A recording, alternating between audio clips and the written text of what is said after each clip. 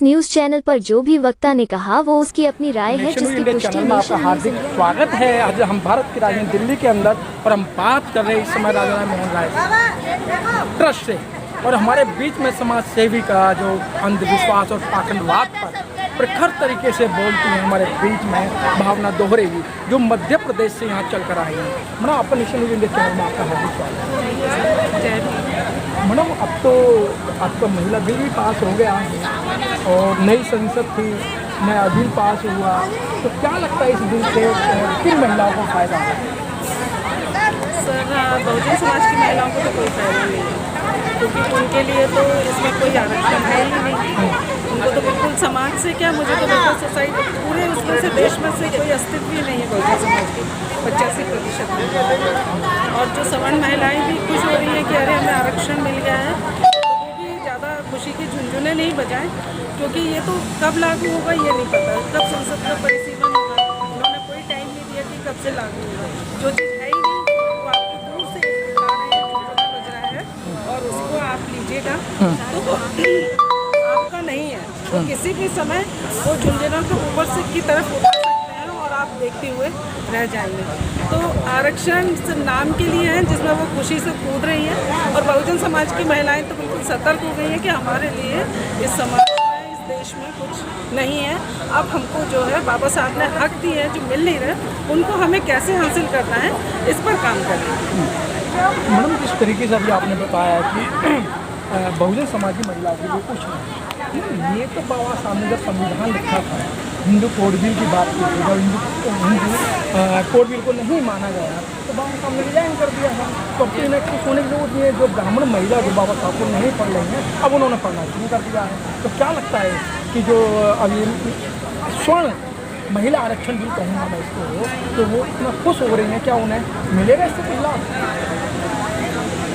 Sir, इस bill का तो छोड़िए, इनको घर में भी अधिकार नहीं मिलेगा। जैसे ये रक्षाबंधन का त्यौहार मनाती है, भाई दूज का त्यौहार मनाती हैं, यदि ये महिलाएं जो हमारी हैं सवर्ण बहनें हैं अपने घर में जाकर बोल रहे रक्षाबंधन पे 1000, 2000, 10,000 रुपये दे रहे हैं, वो तोहफा नहीं चाहिए, मुझे मेरे घर में हिस्सा चाहिए। और वो हिस्सा जब नहीं मिलेगा ना, तो इनको पता चल जाएगा कि घर में हमारे मायके में औकात क्या है। ये एक तरह से टुकड़ा डालते हैं, तुम्हें भाई दूज के गिफ्ट के नाम पर, तुम्हें करवा चौथ के गिफ्ट के नाम पर, तुम्हें भात के नाम पर, पच के नाम पर, जो घरेलू महिलाओं के लिए जो मायके से मिलता है, ताकि आप अपना मुंह बंद रखें और आपको जो है आप परिवार में हिस्सा नहीं दें।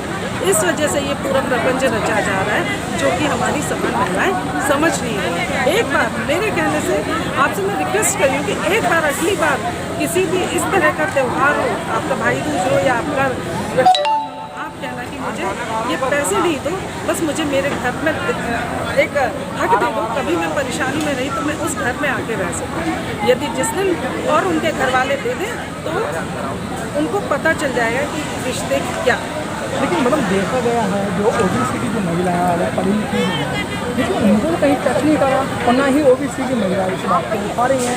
आप जैसी जो दलित समाज की महिलाएं हैं, आप उनके हक की लड़ाई की बात कर रहे हैं। लेकिन जब मंडल आयोग कांशीराम साहब और बहन ने जो पास करवाया था, उस समय भी जो है जो ओबीसी के जो लोग थे खुद आत्मदाह कर रहे थे, कह रहे हमारे चमारों ने आरक्षण किया।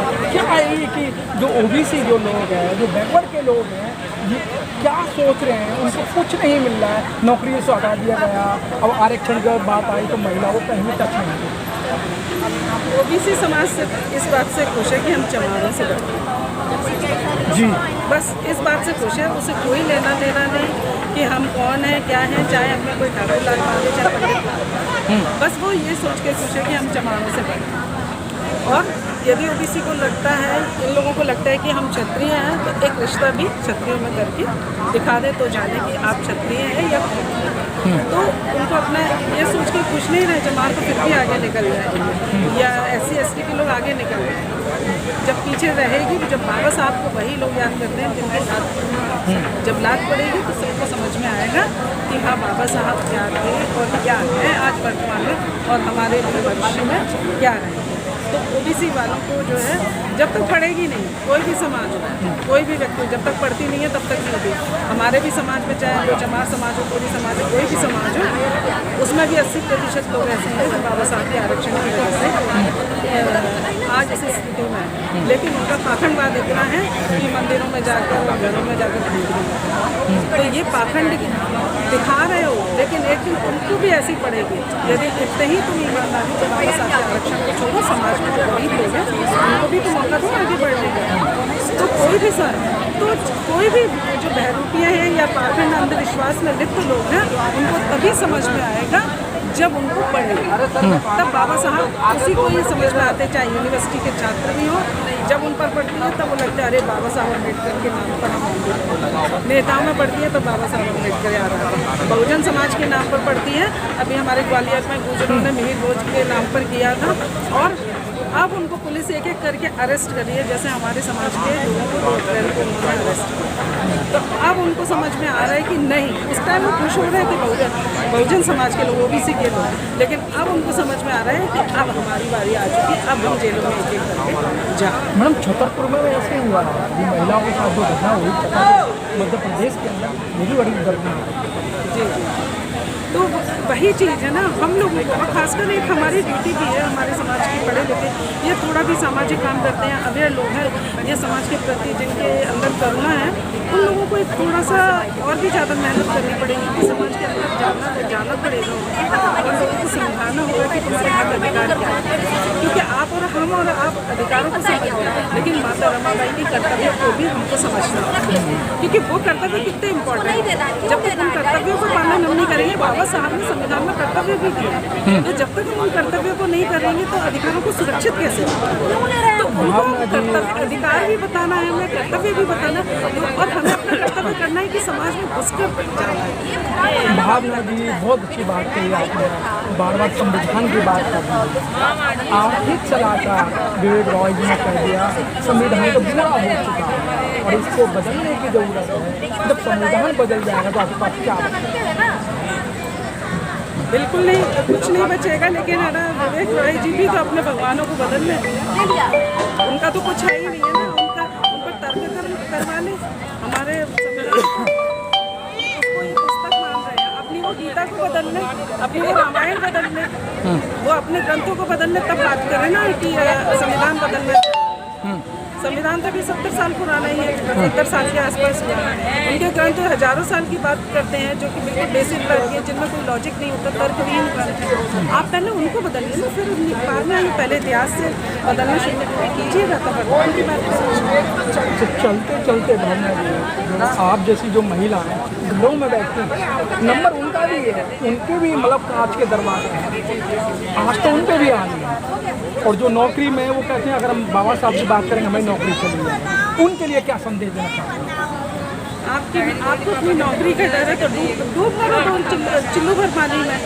जब तक हमें मरने की कुव्वत नहीं होगी तब तक हम लड़ाई नहीं जीत सकते। अपने अंदर मरने का जज्बा पैदा करना पड़ेगा, और जब तक ये जज्बा नहीं पैदा करोगे तब तक ऐसे ही डर के तो लड़ना तो पड़ेगा। अच्छा मैडम, डर को तो दूर भगाना पड़ेगा। चलते चलते क्योंकि पूरा देश त्राही कर रहा है, चाहे महिला है, चाहे एससी है, चाहे ओबीसी है, क्या लगता है कि 2024 की आस लगाए बैठे हैं, 2024 का चुनाव होगा या परिवर्तन होगा? अब तो ये समय बताएगा कि क्या होगा। हाँ। वो तो 2024 में ही पता चलेगा कि होना क्या है। जो भी होगा परिवर्तन तो निश्चित होगा, चाहे नई सरकार आए या पुरानी रहे, परिवर्तन तो बहुत बड़ा होगा। कैसे लगता है आपको परिवर्तन होगा? शिक्षित रहो, संगठित रहो और संघर्ष करो। सबसे पहले हमें अपने शिक्षा पर काम करना है, क्योंकि जब शिक्षा में हम कितना सफल हो रहे हैं तो उस पर हम लोग महत्वपूर्ण काम करेंगे। और जब लोगों को सही से समझ आएगी तो संगठित भी होंगे।